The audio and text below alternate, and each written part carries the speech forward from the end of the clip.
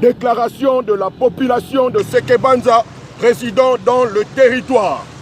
Nous, filles et fils de Sekebanza, unis autour des valeurs de loyauté, de paix et de justice, exprimons notre soutien total et indéfectible à l'endroit de l'honorable Jean Landou Songo, député provincial du Congo central, chef coutumier reconnu et digne fils du territoire.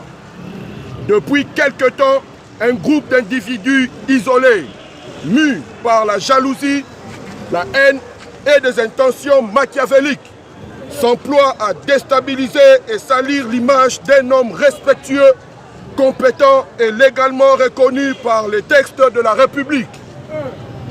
Nous rappelons que la loi numéro 15/015 fixant le statut des chefs coutumiers en son article 25 interdit à un chef coutumier d'adhérer à un parti politique. Il peut assister comme observateur. En tant qu'observateur actif et acteur du développement local, l'honorable Jean Landou incarne parfaitement ce rôle. Nous dénonçons avec la plus grande fermeté cette campagne de diffamation et d'intimidation contre notre représentant local.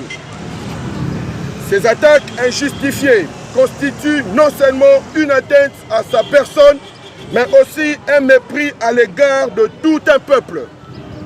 Trop c'est trop. Nous n'accepterons plus que l'image de notre territoire soit manipulée par des intérêts égoïstes et rétrogrades. L'honorable Jean Landou Songo est resté figure de référence pour Sekebanza, un artisan de développement, un leader d'expérience et un pont entre tradition et modernité. Plusieurs territoires comme Lukula, Tchela ont eu des chefs de groupement devenus députés sans aucune perturbation. Pourquoi aujourd'hui, quand c'est le tour de Sekebanza? Nous dénonçons cette injustice et appelons à l'abandon immédiat de tout plan de déstabilisation.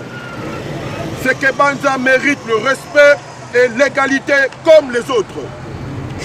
Dans cet acharnement contre l'honorable Jean Landou Songo, nous constatons avec regret qu'un député provincial de Lukula aurait été utilisé par les détracteurs de Sekebanza pour tenter de corrompre le délégué de l'honorable Jean Landou Songo. Aujourd'hui encore, les informations font état d'un ministre de gouvernement provincial qui aurait proposé de l'argent pour semer la division au sein de sa famille. Face à ces manœuvres honteuses, nous appelons les autorités compétentes et les services spécialisés à ouvrir une enquête approfondie afin de mettre hors d'état de nuire ces imposteurs qui cherchent à déstabiliser notre territoire. Sekebanza uni derrière l'honorable Jean Landou Songo ce jour par la population vigilante et mobilisée. J'ai dit.